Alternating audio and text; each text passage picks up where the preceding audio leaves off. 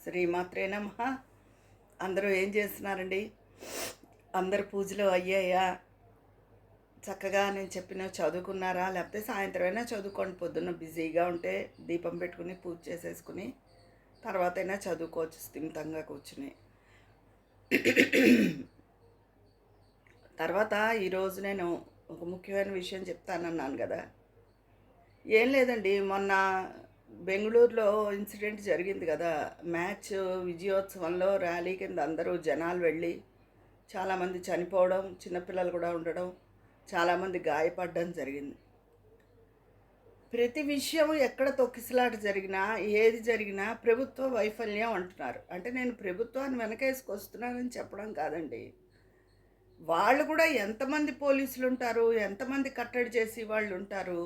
ఈ జనాన్ని మించి వాళ్ళు ఉండరు కదా! ఎవరి ప్రాణాలు, ఎవరి ఇదిని వాళ్ళే జాగ్రత్తగా చూసుకోవాలండి. ప్రతిదానికి నింద ప్రభుత్వం మీద ఏసేస్తారు. వాళ్ళు 1,00,000, 2,00,000 లేకపోతే 4,00,000 ఎక్స్‌గ్రేషియా ఇస్తారు. ఆ ప్రాణాలు తీసుకురాదు కదా ఆ డబ్బు. దాన్ని మించి డబ్బున్న వాళ్ళుంటారు. వాళ్ళ ప్రాణాలు ఎక్కడి నుంచొస్తాయి? పేదవాళ్ళకైనా సరే వాళ్ళ మనుషులు రారు కదా! ఏవో డబ్బిచ్చేసినంత మాత్రాన నింద ఇంకోళ్ళ మీద నెట్టే కన్నా ముందు ఎవరి జాగ్రత్తలో వాళ్ళు ఉంటే మంచిది కదండి. తిరుపతి ఘటన గుళ్ళల్లోనూ అలాగే జరుగుతోంది. తర్వాత మొన్న ఇంకో చోట ఎక్కడ సింహాచలంది దారుణం. అది ఎవరు ఊహించలేదు, గోడ పడిపోయింది. అది ఇది. ఇలాంటి తొక్కిసలాటలు చాలా ఈ మధ్య జరిగాయండి. ఇప్పుడు ఈ మ్యాచ్‌ది సినిమా 'పుష్ప' సినిమాలో వెళ్ళి ఆవిడ మరణించడం, ఆ పిల్లాడు ఇంకా కోలుకున్నాడో లేదో తెలీదు అది. ఎవరి జాగ్రత్తలో వాళ్ళు ఉండాలండి. పెద్దలవు పిల్లల్ని కంట్రోల్ చేసేది పెద్దవాళ్లే కదా! అంతేగాని ఏదో విషయం జరిగిపోయాక అందరూ బాధపడడం, గవర్నమెంట్ ఏదో డబ్బిచ్చేయడం ఇవన్నీ సరికాదండి. మన జాగ్రత్తలో మనం ఉండాలి. అంతేగాని జరిగిపోయాక ప్రభుత్వ వైఫల్యం ఎవరిని ఎన్ని మాటలు అనుకున్నా పోయిన ప్రాణం రాదు కదా! అందుకని అంటే ఇంకా ఒక రకంగా వేదాంతంగా చచ్చి యోగం ఉంటే ఎక్కడైనా చస్తాం, ఇంట్లో ఉన్నా చస్తాం, బయటున్నా చస్తాం. వాళ్ళకి అలా పోయి యోగా ఉంది అని మాట్లాడే వాళ్ళకి మనం ఏం చెప్పలేము. కానీ ఇలా జనసమూహంలోకెళ్ళి ముందు మగవాళ్ళైనా సరే ఒకటికి 10 సార్లు ఆలోచించుకుని వెళ్ళాలి. ఈ పిల్లల మధ్యలో తీసుకెళ్ళిపోతున్నారు, ఆడాళ్ళు వెళ్ళిపోతున్నారు. వాళ్ళు మగవాళ్ళంత ఫాస్ట్‌గా పరిగెత్తలేరు, తప్పించుకోలేరు. వాళ్ళు కూడా ఆలోచించుకోవాలి. సినిమాలు అవ్వనివ్వండి, గుడులు అవ్వనివ్వండి, ఏమైనా సరే భక్తి ఎక్కడున్నా భక్తేనండి. నేను ఎన్నో సార్లు చెప్పాను. గుడికి వెళ్ళలేదు అని భగవంతుడు మనని ఏదో మన నుంచి ఆశించేయడండి. మనం ధర్మ ప్రవర్తనే ఆయన కోరుకునేది. అంతేగాని ఆ వేళే వెళ్ళిపోవాలి, అంతమంది జనంలోనే వెళ్ళిపోవాలి, ఏదో పుణ్యం దక్కిచ్చేసుకోవాలి అన్నదంతా భ్రమ అంతే.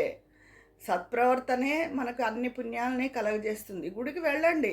కొంచెం జనసమూహం అంత లేనప్పుడు వెళ్తూ ఉండండి. అంతేనే అక్కడ ఏమవుతుందో తెలీదు. ఒక సినిమాకంతే ఆ సినిమా ఆ రోజే చూడాలా, చూడపోతే ఏమవుతుంది? పిల్లలకి ఇష్టమై ఉండొచ్చు. పెద్దవాళ్ళు కూడా అభిమానులు అవ్వచ్చు. ఇంకో 4 రోజులు పోతే జనం తగ్గుతారు కదా! అప్పుడు వెళ్ళొచ్చు కదా! దారుణమైన సంఘటనలు జరుగుతున్నాయి కదా! ఈ మ్యాచ్‌ది అంతే. వాళ్ళు గెలిచినా ఇది వాళ్ళకి లేకుండా ఈ ర్యాలీలేంటి, ఇవిలేంటి, పిల్లలు కూడా బలవ్వడం ఏంటి, అసలు ఇవన్నీ వింటుంటే చాలా బాధగా ఇంతంతమంది మనుషులు మరణిస్తున్నారు. అయినా ఈ ఒక సంఘటన నుంచి ఇంకో సంఘటన ఏం నేర్చుకోలేకపోతున్నారు. అది బాధగా ఉంది ముఖ్యంగా. ఆ ఇంట్లో వాళ్ళైనా కట్టడి చేయరా? మరి లేకపోతే వాళ్ళ ఇంట్లో వాళ్ళ మాట ఎవరిది వినరా? ఒక మనిషికి మాట వినే తత్వం ఉండాలండి. పెద్దవాళ్ళు ఏదైనా చెప్పినప్పుడు అది వినాలి. అంతేగాని ప్రతిదానికి పరిగెత్తుకెళ్ళిపోతే గుళ్ళకి పరిగెత్తుకుపోతున్నావు, సినిమాలకి పరిగెత్తుకుపోతున్నావు. షాపింగ్ మాల్ ఓపెనింగ్ అంటే వాళ్ళు ఆఫర్స్ పెట్టేస్తున్నారు. మా ఊళ్ళో ఒకటి జరిగినప్పుడు అసలు ఎంత జనం అంటే అంత పిచ్చి. ఏం ఆఫర్స్ పెట్టేస్తారండి? కొంచెం తగ్గించామంటారా? అయితే వచ్చేస్తారా? మీ ప్రాణాల కన్నా ఏదైనా విలువైనది ఉంటుందా? ఆ మనిషే లేకపోతే ఆ బట్ట ఎవడు కట్టుకుంటాడు? పిచ్చి అంటే పిచ్చి. ఆ పిచ్చిని అందరూ వదులుచుకుని ఆ జనసమూహంలోకి వెళ్ళడం తగ్గించుకోండి. ఏ రూపంగా ఇప్పుడు ఈ మ్యాచ్ విషయంగా ఇలా అవుతుందని ఎవరూ ఊహించలేదు. 3,000 మంది ఉన్నదానికి 3,00,000 మంది వచ్చారట. అసలు అంత కెపాసిటీ అక్కడ ఉంటుందా? అసలైనా ప్రభుత్వ వైఫల్యం అంటే ఎంతమంది పోలీసులుంటారండి? వాళ్ళు ఎంతమందిని కంట్రోల్ చేయగలుగుతారు? ప్రతిదానికి నింద అవతల వాళ్ళ మీదకి తోసేయడం అన్నది అతి తేలికైన పని.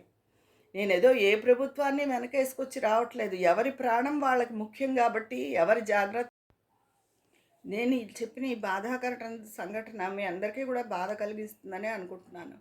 మీ వాళ్ళు ఎవరైనా అంత ఉత్సాహంగా జనసమూహంలోకి వెళ్ళిపోవడానికి ఇదిగా ఉంటే వాళ్ళని మార్చడానికి ప్రయత్నించండి. అసలు అంత రద్దీలో ఎవ్వరు వెళ్ళడం మంచిది కాదు. ఊపిరి ఆడదు ముందు. ఏదైనా ఒక్కొక్కసారి ఒక సినిమా హాల్‌లో గాని ఎక్కువ జనం ఉన్నప్పుడు గాని నేను ఒకసారి విన్నాను. ఒక ఆకతాయి పాము అన్నట్ట. పాము లేదు, ఏమీ లేదు. వాడు వేరే వేషాలేయడానికి వాగాడు. అందరూ తొక్కిసలాట. అప్పుడు అలాగే తొక్కేసుకున్నారు అందరూ. జనాలు చాలా బాధపడ్డారు. కాపోతే అప్పుడు అంతమంది చనిపోయినట్లేదు. ఈ సంఘటన ఎప్పుడో చాలా ఏళ్ల క్రితం విన్నాను. అలాగా ఎలాంటివైనా జరుగుతాయండి. ఇప్పుడు రాజకీయ పరంగా కూడా రకరకాల గొడవలుగా ఉన్నాయి. ఒక పార్టీని ఇంకో పార్టీ ఏదైనా చేయడానికి ఎవరైనా ఏమైనా చెయ్యొచ్చు. అక్కడ గొడవ సృష్టించొచ్చు, అల్లర్లు సృష్టించొచ్చు. అయినా ఏదైనా అవనివ్వండి, ఒకవేళ రాజకీయ పార్టీలు గొడవ కూడా వదిలేసేయండి. జనం అంతమంది ఉన్నప్పుడు కంట్రోల్ చేయడం కష్టమవుతుంది. మన ప్రాణాలే పోతాయి, మనకే ముప్పు, మనమే నష్టపోతాము అని ఎవరి జాగ్రత్తలో వాళ్ళు ఉండాలని నేను మనస్ఫూర్తిగా కోరుకుంటున్నాను. మీరందరూ కూడా ఈ విషయం మీద ఒకసారి ఆలోచించి చూడండి. నేను చెప్పింది కరెక్టో కాదో మీకే తెలుస్తుంది. మీ అందరి అభిప్రాయం కూడా కామెంట్ రూపంలో తెలియచేయండి.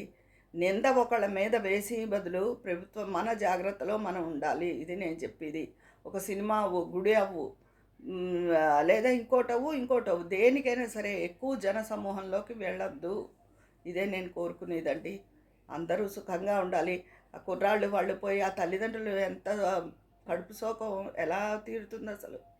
అది ఎంత బాధాకరమైన విషయం. ఒక్కొక్కసారి ఆడవాళ్ళు గుళ్ళ దగ్గర అక్కడ పోయినప్పుడు ఆ కుటుంబం ఏమైపోతుంది? అలాగా కోరి ఇప్పుడు గోడ పడిపోయింది సింహాచలం. దానికి ఎవరు ఏం చేయలేరు. అలాగే ఏదైనా బోటు మీద వెళ్తే అది తిరగబడితే మరి మన చేతుల్లో లేదు దాని ఇది. అంతేగాని కోరి జనంలోకి వెళ్ళి మాత్రం ఇలాంటి దుస్థితిని తెచ్చుకోవద్దు. అందరినీ కోరుకునేది అదే. మీ అందరి అభిప్రాయం కూడా కామెంట్ బాక్స్లో తెలియజేయండి. అక్కడ మాట్లాడుకుందామా మరి. ఉంటాను. మీ స్నేహితురాలు విజయ పన్నాల. లైక్ చేయడం మర్చిపోకండి.